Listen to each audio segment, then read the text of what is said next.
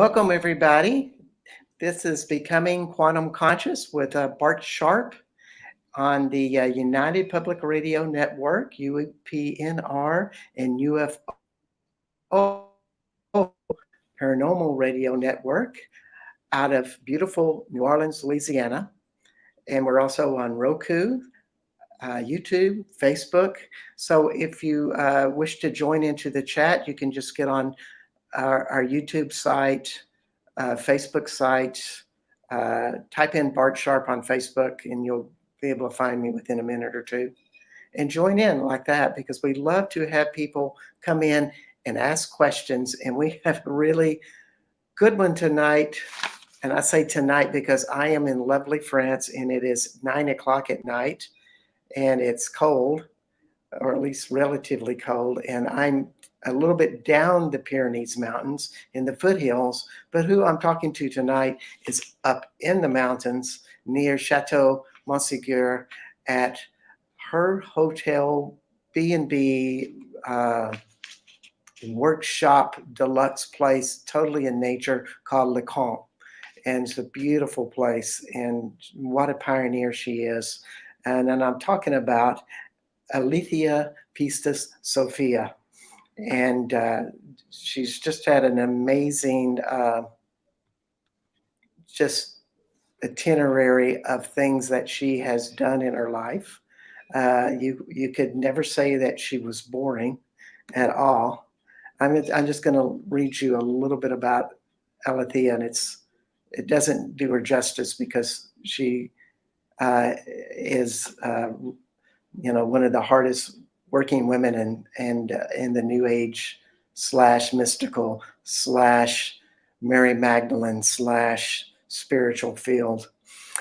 Aletheia Sophia is a writer, mythologist, minister, whisperer of sacred wisdom. Her highly acclaimed books, courses, transmissions, and workshops are focused on the development of the mythic imagination and on the relevance of myths, fairy tales, and folk traditions to the personal, cultural, and environmental problems we face today.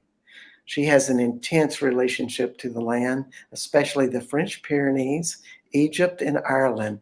All of her work, writing, transmitting, storytelling, and teaching springs from an irresistible intimacy with the land.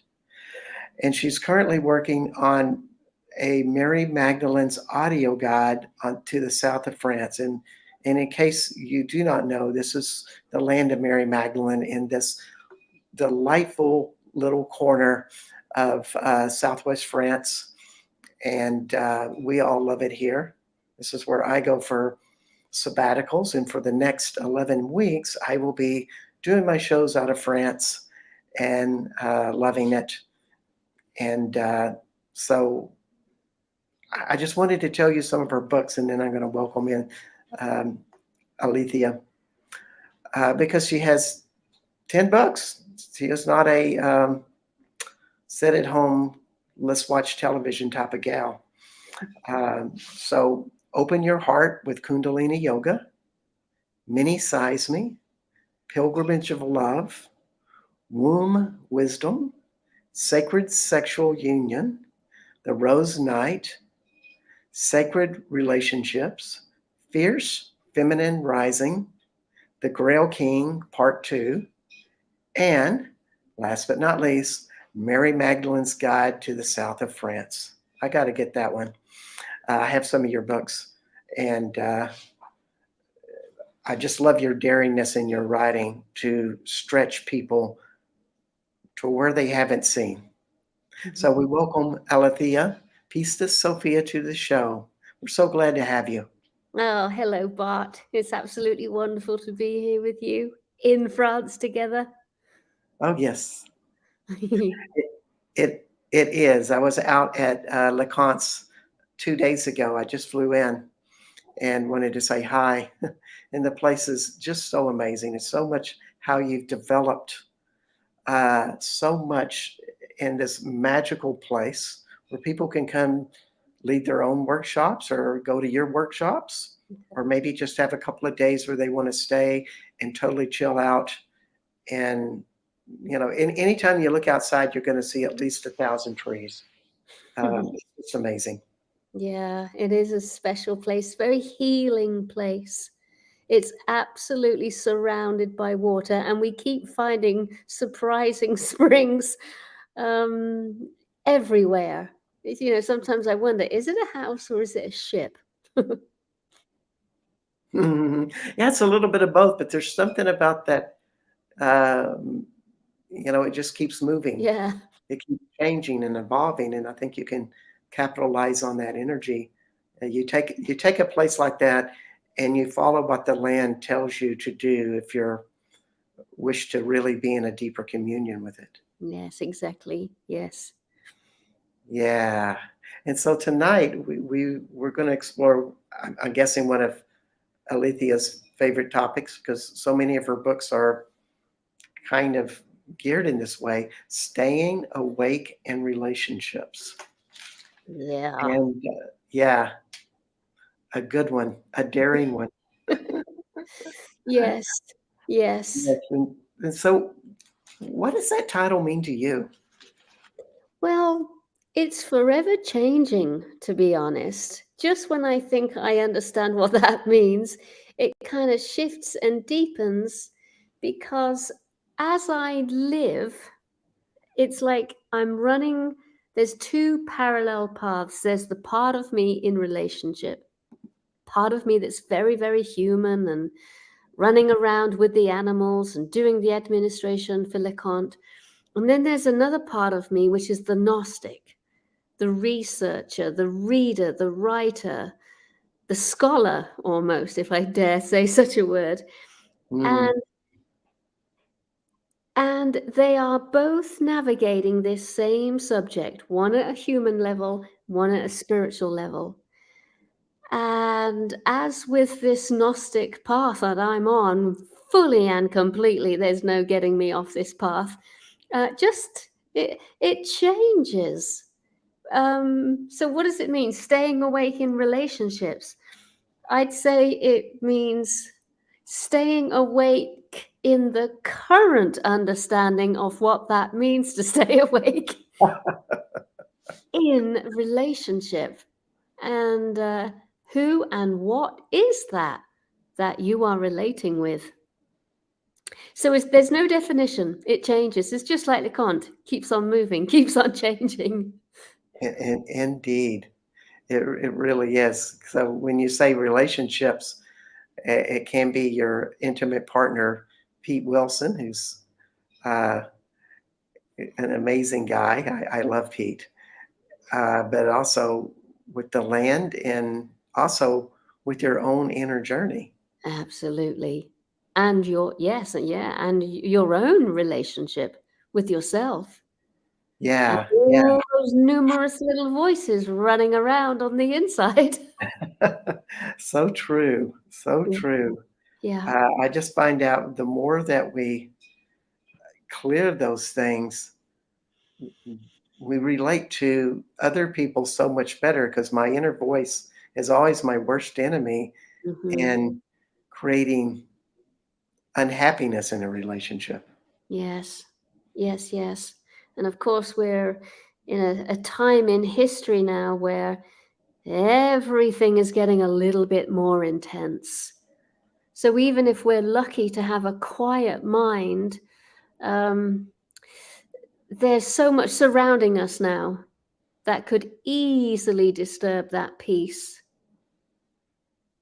And perhaps it's meant to. It's nothing like being shaken up a little bit and challenged.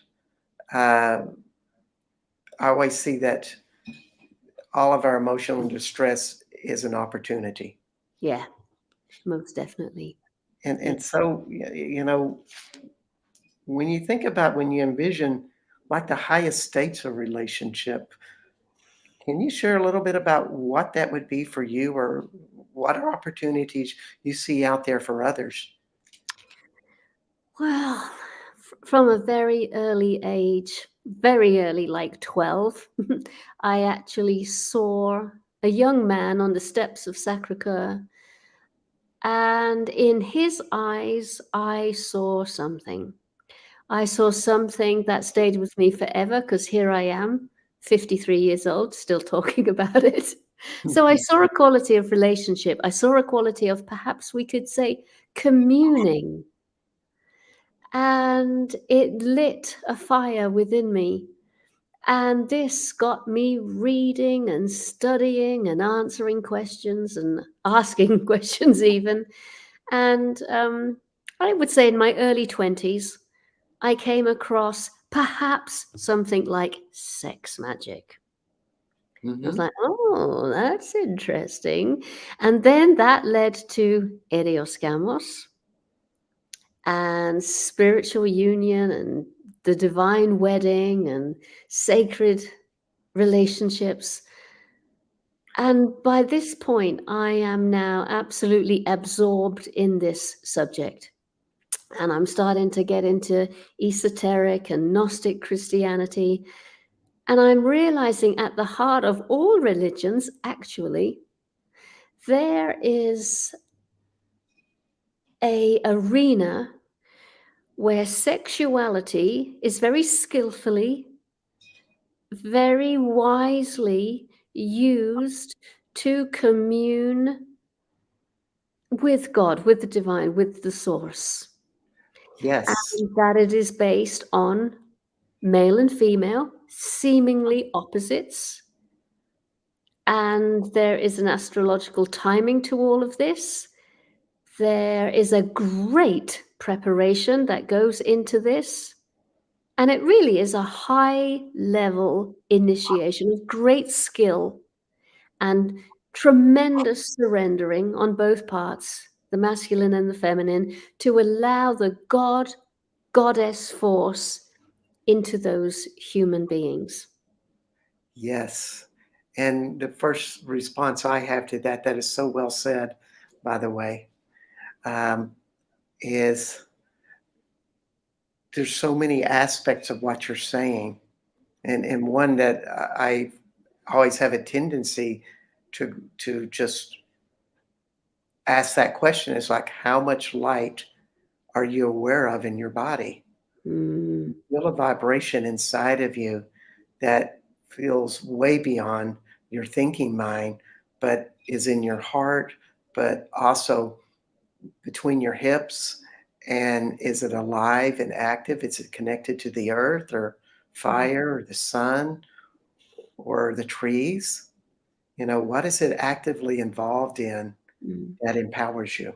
mm. Yeah, And to me, that's a big part of it. absolutely.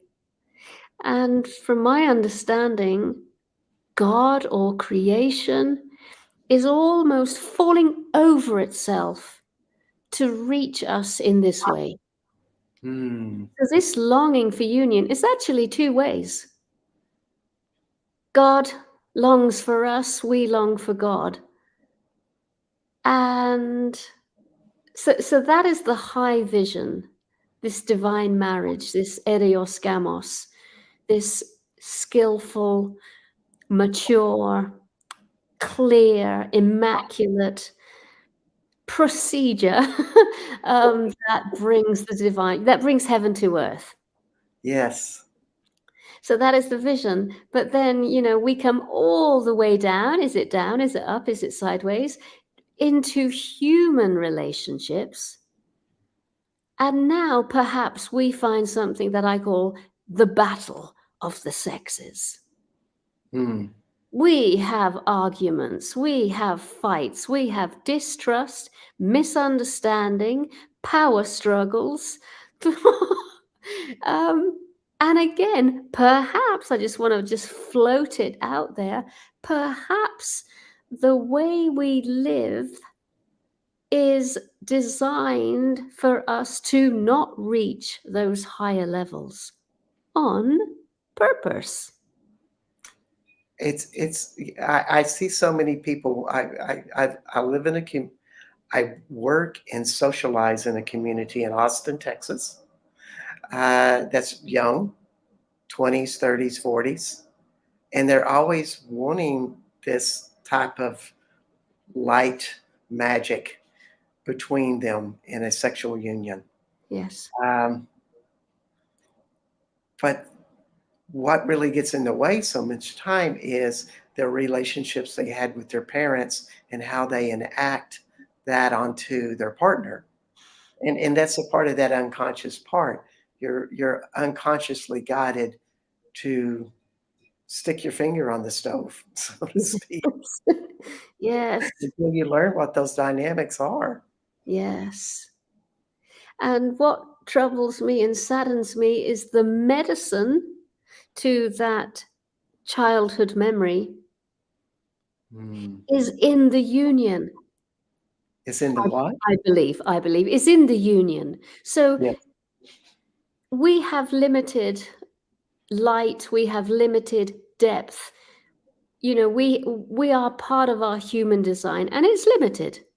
yes. But there is endlessness, there is generosity, there is huge amounts of help and support that could come through these moments of deeper intimacy and union to give us the courage and the fortitude to really get to work on our childhood memories. It is, and, oh gosh, the guy who wrote The Road Not Taken, Mm, he says that love is really about familiarity, and that we grow in familiarity and somehow establish maybe a functional love or maybe a dysfunctional love, but because we know that person so well, we're binded and bonded with them. mm, But when we talk about something like a light union and yes, demanding of ourselves to be evolved with our emotions, it's not about familiarity. Um, to me, it's about adventure and fun. yes, You know, yes. that's what I love about you and Pete. I mean, of course, I haven't been like hearing your stories about your relationships, but what I do see is you're on this great adventure at LeComp together. You're working for a higher purpose. You both have your jobs. You both have your roles. Pete doesn't do Anaya, and Naya doesn't do Pete. Yes, yeah, He's very rough and rugged. I like him for that. yeah. Yes. I mean, the tomorrow, there's a huge eclipse. Yes. And for the folk in America, it is in the seventh house, which is relationships, marriage, union, trust, communication. So, Mm. for those US listeners out there, uh, this part of our world is going to get rocked. But Very right. For us in France, it's in the 12th house, which is Saturn, and it could be endings and sudden and abrupt change, but all very, very timely on purpose. Saturn, the disciplinarian, the So you librarian, the bookkeeper, it's like so you it's, I wanted to clarify something. You're also yes, talking that this is going to be launching into people's lives, these types of, possibilities. yes, yes. Mm. Yes. So it's a what would be a great I don't wanna use the word ritual, but let's just say what would be a great way to place your intention to encounter to maximize opportunities with this eclipse and all of these changes? Well, I know that I'm going to go into the chapel tomorrow morning at 5:30, which is when it begins for us in France. And by the way, for those of you who do not know, have not visited Kant's, they have their own chapel, and it's really cool. um, so I would like to imagine that I'm actually sat there, or maybe even kneeling there with my arms wide open, absolutely surrendered to what I would call the transcendent mother and father, the highest light. So Um, can you explain that transcendent mother and father a little bit? well, you got to remember I'm a Gnostic. So That's I'm okay. not. Dig deep. So deep at the heart of the Gnostic faith, there is the understanding that there Mhm. are many kinds of God. And this God that we may have been introduced to through Christianity, who is wrathful, jealous, likes and requires sacrifice, who puts a guard on the pearly gates and says that you may or may not enter, depend on how well you've lived. That is not our God. Mm. Our God is the transcendent mother and father who is merciful, loving, light, generous, comforting, filled with blessing, filled with grace. So when Mm. I kneel down in the chapel tomorrow, I'm going to make it very clear who I'm opening up to. That's excellent. And I will trust and say yes to that great power. Send whatever you must send. Make me whatever you must make me. I say yes to You your way. you sound riveting when you say that. Like, shake the concrete there, Mm, which I think is a good thing. mm. Like, I feel it like it's gonna shake between your hips, and you're gonna Woohoo! open your heart with that statement. I was I'm reading personally about loving it. religion recently, that religion could be broken into three sections. One of servitude. Okay, can you speak up a little bit? Yes. So I've been reading recently about the world's religions and how they can be compartmentalized into three types of relationship. There's that word again. So Mhm. in one way, you could have a servitude relationship where you are a slave to God. God has his or her will, and we are just slave to that.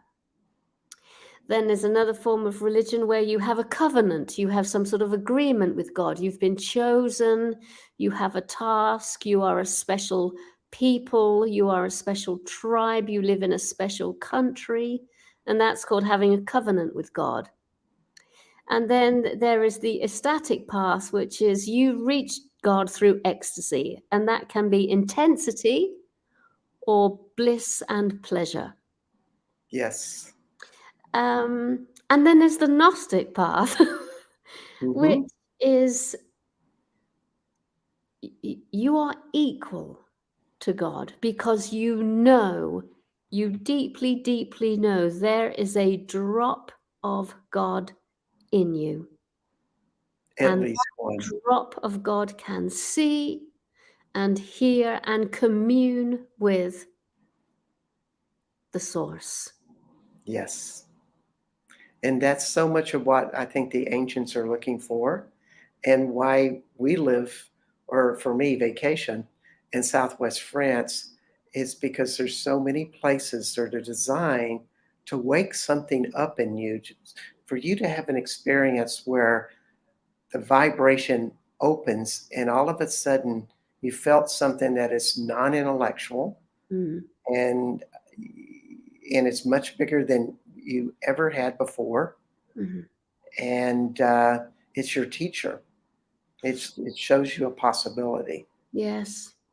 and we can learn it in a lot of different ways. However, it's just I think it's more pleasurable here, uh, in its essence.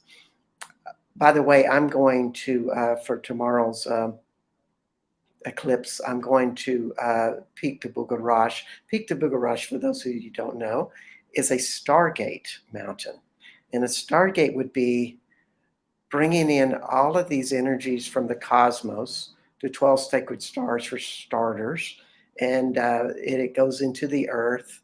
It goes out through ley lines, but it also goes deeper into the earth. And there's a lot of UFO activities around this mountain. And if you go to the little pond, to the small lake outside of Bugarash, there's this town called Bugarash, and there's a mountain called Bugarash. Go figure. And you can sit on the dam and you can see this mountain, and it's like a light show with all of these lights blipping on and off and things kind of flashing in the sky, and you're going, did you see that? And they're going, I saw it, that I don't believe I saw it. That type of stuff. And the next day when you wake up, you feel like you've had a celestial hangover. It's so intense. So I'm looking forward to it, even though it'll be cold. Yeah. But to me, those are great experiences, because this is what light relationships are about, is how can you live with that light? And even if you do not have a partner that is into light, are they into loving and being vulnerable and open to you? Sometimes the woman holds a vessel and the man needs to give to the vessel in whatever way he can. This makes intimacy totally amazing. Again, being a Gnostic, we understand that absolutely everything is a sacred union. So truth has a masculine and a feminine quality. Yes. Peace, love, ecstasy, all of it, death, life, breath. There is nothing in existence that is just one thing. Everything is, we call it syzygies. Everything are these marriages. And the Gnostic views relationship and marriage at a very, very high level, because it knows that the source is operating this way. Yes. And so if you've made a marriage, if you've made a relationship, you've made a pledge to be reflective of existence in the human and earthly realm. Exactly. And a good way to play with this, in case you haven't figured all of this out, which I don't know how many have, but I go into the question of like, well, what would, hope I offend somebody with this statement. What would it be like to be Yeshua as a lover? Or what would it be like to be Mary Magdalene as a lover? Yeah. And you allow those energies and those vibrations to come into your body, and you play the game. It's like, that's what a child would do. They would play the game and they would learn all of these great skills from it. Yes. We have Carrie Langdock. I hope I'm getting her name right. I had to ask her someday because she's on the show a lot. Thank you, Carrie. And I know you can answer this question much better than I am. Gnosticism on the rise again as more reawakened. The laurel is turning green again. Yes. For those who don't know, I know that you know. Yes. So, my dearest friends, sit back and enjoy this little tale. Once upon a time, there was a parfait, there was a holy man, a Cathar holy man called Guillaume Bellebust.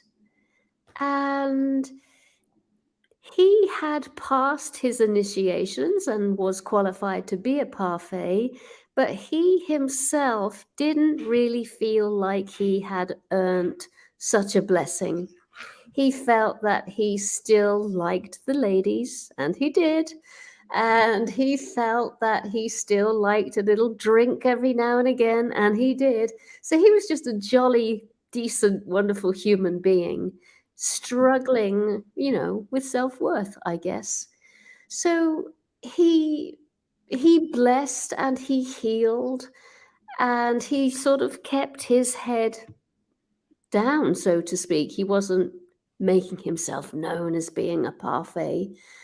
And he tried to sort of live a little bit under the radar, but show up when needed. And this is the 14th century. This is the sort of tail end of the Cathar period. And he has now moved from France to Spain. And he doesn't realize that he is the last parfait. He has lost touch with his fellow holy men and women. And so he was just out of touch with what was happening in France and just how far this crusade had got in trying to exterminate this Gnostic Cathar faith. And so, I mean, he really was having a very lovely relationship with a woman at the time. And so perhaps he was feeling a little bit guilty. He decided to turn himself in. So he crossed the Pyrenees and went back to France and just said, I hear you're looking for Cathars. Well, I am one. Here I am. Then he found out that he was the last one, and they had been searching for him everywhere. Obviously, he was tried and tortured and sentenced to being burnt at the stake. And just like our other fellow Cathar brothers and sisters, he turned up for that fateful day, absolutely centered, deeply within himself. And there are even Inquisition notes to say that as the fire was beginning to take by his feet, Guillaume Bellebuste looked up into the sky as if to speak to someone, because you can see him having a conversation. And then he turns down his eyes to look at everybody who has come to witness this burning, to say, in 700 years, we shall return when the laurel turns green again. And that was spoken on the 21st of August, 1321 at 8 a.m. in the morning, French time. So, of course, 1321 plus 700 is 2021, and that was a few years ago. That wasn't the same year you and Pete bought LeConte, was it? Yes. The Returning Cathars. Hey. Absolutely. Sorry, I'm interrupting your story. I just had to. And so for those who don't know, the laurel is our native tree. And in 2018, we had an invasion of Asian moth butterflies. They came in their millions, and I really do mean millions, white, darting, beautiful, fabulous little butterflies that we all embraced with their arrival because they were just so pretty and so magical. We were like, wow, what's going on with all these little new creatures we'd never seen before? But what we didn't realize is during the autumn, they were nesting and making cocoons and making their chrysalis, and they were having eggs and babies everywhere. By the time winter came, all of the laurel was barren and brown and dry, and our forests looked like graveyards. And in the spring, there was no growth. And for the summer, it was still brown and barren and just dead. Everything looked dead. And this is across the entire region. Rennes-le-Château, Bouderache, Montségur, Carcassonne, the whole Languedoc is brown. It's usually green and lush and gorgeous. The following year, the Asian moth butterflies obviously popped out of their chrysalis, and now there's 2, 3, maybe even 4 times as many. Yes. And they do the same thing again. So for 2 years now, we've got more babies, more death, and more devastation. And that's when I started to pay attention to the prophecy. Because prior to that, I used to say to myself, when the laurel turns green again, it is green. What on earth did he mean by that? And so in 2020, they didn't come back. And That's in right. 2020, you could see just the tiniest little shoots reappearing at the roots. And by the time 2021 rolls in, we have 1/5 of the laurel tree green and sprouting again, and 4/5 up above dead, brown, and barren. And you just snap it off. And that's what I do. I go around everywhere, snapping off the dead laurel so that the laurel can turn green again. Mm, Because they weren't dead. The roots were intact. And it's like the Cathar faith. It's not dead. The roots were intact. mm, yes. So, how much in relationships do you think that type of faith is so important? I mean, when we think about couples, do their roots go deep enough?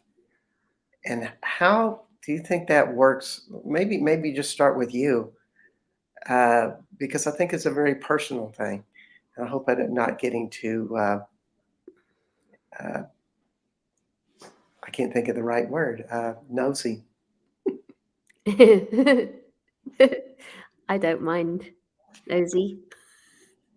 That's a beautiful thing to say, though, Bart. I am, you've probably spotted, I am a big romantic. Mm, I love the Irios. I love the sacred marriage. I love the troubadours. I love love and romance. And I'm going to get so much flack for this, but I don't care. I absolutely believe that if you have fallen profoundly in love with someone, it's always there. So I mhm, guess it's up to us, being that tree in the yeah, forest that appears barren and dry and dead. It appears that way. But if love has visited, then those roots still contain the love. And I guess it's up to the two people. Are you going to do something about it? yeah. Y- you And know, I believe you can rekindle every fire, but by golly, it's going to take everything. Everything. it does.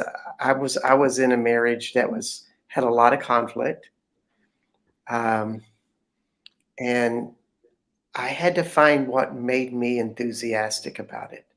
And Yes. to me, it was about energy work Mm. because that's what I'm about. So when I brought that into the relationship, into the lovemaking, where literally my body was doing energy work with her and she Wow. was getting turned on to it, it Yes. revived something, Wow. Wonderful. because it was my contribution that I felt like super excited about.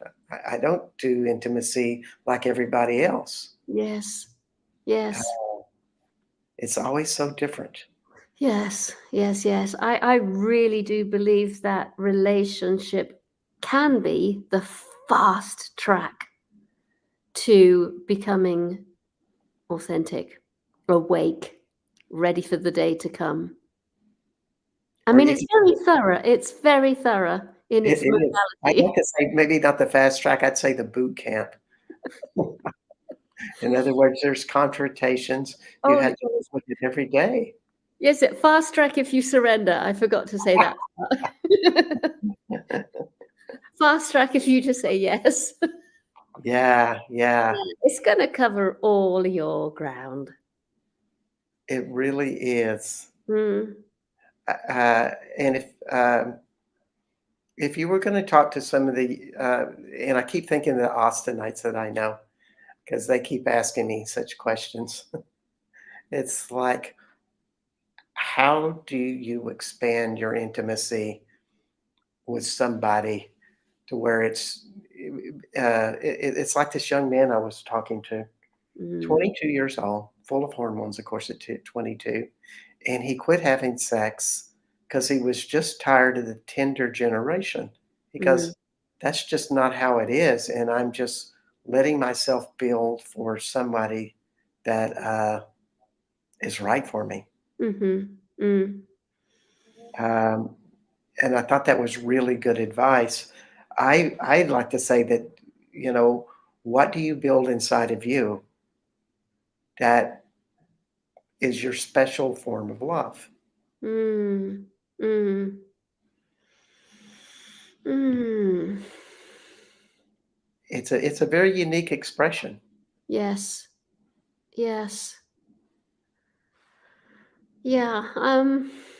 I think the way I have lived, I have been available to people who have crossed my path just to be Mm. curious. Like, oh, hello, how are you? What makes you tick? How can we tick together? Yes. So I have, again, there's that trust. I have trusted who God has brought to my door. Mm. And I have reevaluated those choices I've made and gone, oh, I think I really need to check out this kind of person. So I looked back at my past beloveds and realized that, my God, it's just one big long line of musicians. It's musicians and poets and creatives.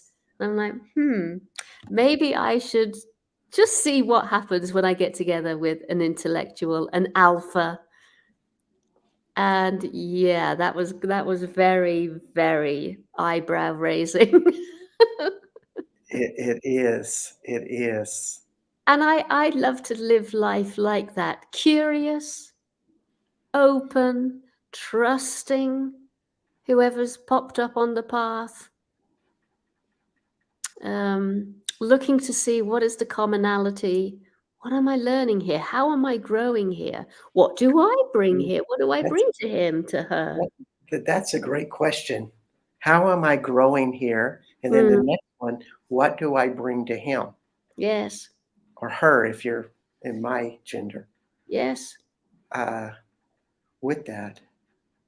And I always like to see it. And I mean, just the whole design of male and female is that we have a phallus and that goes in, it gives. It's all about men giving. And I really encourage men to recognize that they love giving.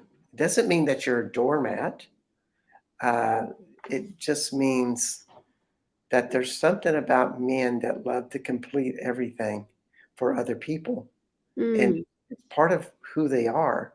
And a mm, lot of men deny that to themselves because mm, they think they're being used. mm. Yeah. See, when a man gives, even as you talk right now, Bart, there's a part of me that goes, whoop. So as you give, I hold. So Mm, suddenly I've got your back. yes. If you're going to be daring enough, because I imagine it's quite scary to enter someone else's body. And that's very intimate. That's very brave. So the woman in me, or maybe it's the mother in me. I don't know what it is, but it just kind of goes whoop. It's gonna honor and appreciate your penetrative bravery. Mm, So and that immediately takes me back to the syzygy. It takes me back to the Godhead. yes. There are not some things. There are many things in this existence that you cannot think through. They just happen.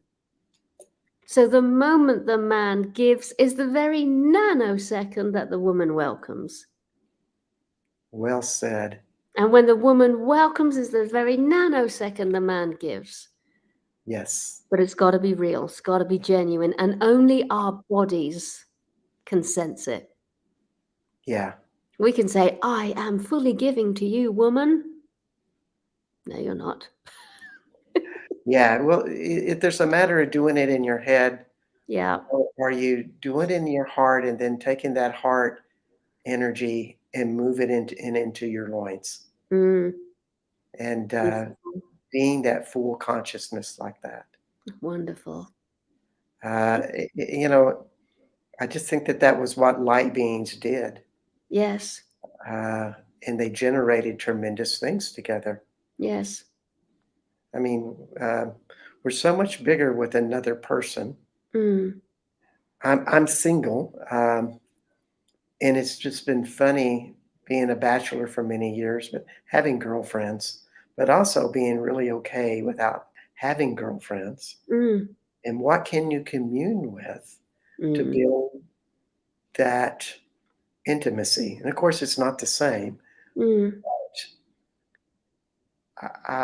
I'm looking at trees. I'm looking at the earth, Yes. um, the sun, Venus. All Mm. of those things have energies that can help expand us because Mm. that's such an important part Mm. of it. You wouldn't have the energy you have if you did not have Pete in your life and his, unique powers. Yes. Yes. Yes. Yeah, Hmm. it's different for everybody. Yeah. Um, I do know something, though, I believe, that if we can get this relating business, on the same page as mm, our heart and the passion for our, to reach our authenticity, um, the world, life would be very, very different. Because, it would. we're born into a relationship. And if that relationship is beautiful and joyful and true and honest, then, the foundational stone of life on earth is already in place. Yes. So, my goodness, it's so important that we extract ourselves out of this old world that is crumbling all around us at the moment. The battle of the sexes. We got to stop entering that game. Yes. We gotta put a leverage in the machine. We gotta jam that machine from turning. So true. Yeah, because, It's almost like bringing in vulnerability and compassion for the other person about mm, whatever they're doing. Can you see it from that point? And one of the great questions to ask is when you're in conflict with somebody or they're struggling, is just to ask that question, what kind of pain are they in? mm, Because if you start to go into the compassion, your heart's going to open to them yeah, yeah, and you're on the way to resolving that. yeah, yeah, Um, yeah, it's such a wonderful dance. yes, yeah. But by So, golly, there's also so much firepower. mm, Those moments of conflict, those moments of not even agreement, but, the meeting of opposites. Two powerful opposing forces are yes, meeting in your human body. And, that's when I realize, and I'm sure many others listening in, that's when we realize, "Hang on a minute, there's more going on than just me and you arguing. yes. This feels like a war." This feels like, the Titans. It and it must be there has to be huge amounts of archetypal, those old-fashioned war, Clash of the Titans, It angels and demons. and you had to ask that question, well, what got me invested in it this way? Yes. And what's that repression right there Yeah, with that? yeah. Uh, one of the things that I found as I work as a shaman is people's ability to not be able to say no or express dissatisfaction in a natural, comfortable way seem to trip them up more than anything. Yeah. And we can't set those boundaries right at the start saying, well, honey, that doesn't really work for me. Yeah. And Yeah. you're not offending them. You're just saying, you got to think of something else. Yeah. You're creative. Get Yeah. at it. I like your style, Bart. It's taken a lot of mistakes to learn it. Yeah. Yeah. Uh, and but it is the ability to say no is one of Mm. the biggest powers that people struggle with. Yes. Everybody wants to say yes to everything and yes to make your other partner happy. When you Mm. actually say no, when you want to say no, and then when you say yes and you want to say no, something Mm. is going to show up. Yeah. Yeah. Yeah. Yeah. Yeah. Pete and I went on a very deep dive into young. We had a Jungian analyst, Wow. and we went on some couples counseling with this wonderful man called Max from South Africa. And he was able to get to us very, very quickly with, a Mm. few things that were operative. Apparently, me and Petey, we both have mother complexes. Woohoo! I have a child complex, so there's a huge amount of me that is still very childlike, the eternal child, which I'm quite fond of. I'm like, yeah, that's no problem. I think that's an asset. You're talking I think so. creativity I about think so. and that sounds like you. Yep. um, but it was very so it was very sobering. I didn't realize I had a mother complex, but now I can look back and go, ooh, yes, I do. I do. And also another great one is, my father passed away 2 years ago. And what I've done is I have made him the best father in the entire world because, his human side is not here anymore. Yes. But apparently that's a very classic thing to do. Yes. The first parent that dies becomes the golden parent, the parent that did no wrong, and you're left with the one, who made all the mistakes. That is such a classic thing that a human being does. So it's like, oh God. It So he does. was just like pulling off veils left, right, and center. And yeah, you can feel the truth when it's spoken. Yeah. Yes, and I think that's the love for polarity that we have, with so much of life. With that, I always wanted to make my former wife the enemy, uh, Mm, and, and it was because she was like my father, yeah. and boy, that took a long time to strip away. Mm, Whew. But we're coming to the end, and I love going to your website, which you have 2 websites, if I understand. You have anayasophia.com, and that yes. would be Anaiya, and we never did the banner the whole time, but we are now. It's just been such a fun conversation. So you have Aletheia Sophia, Yes. Aletheia Sophia.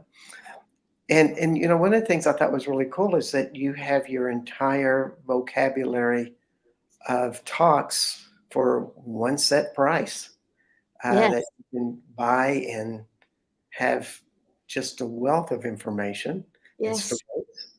Uh, Yes.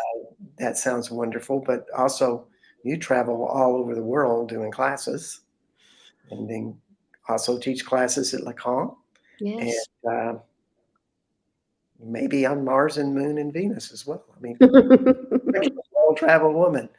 Uh, Yeah, so, you've just been a front runner for so many years. In Mm. fact, I had people go on my tour and say, "Are you going to Le Camp Oh, wow. on your tour?" I'm serious, a couple. Simone Butler, I'm pointing my finger at you. Uh, there's a lot of ways you can connect with Aletheia, with her wealth of knowledge in relationships, Mary Magdalene, sacred sexuality, yoga. I know I'm missing a few there. Great storyteller. And also go to Lacan and just relax in a very deep, Mm. relaxed place. Yeah. Yeah, yeah. Yeah. So thank you so much. And That just a word about me in that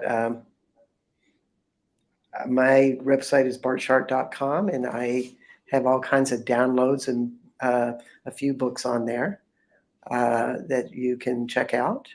But there's a lot more to check out at Aletheus. And I hope to have you back again sometime and talk about some other cool topic.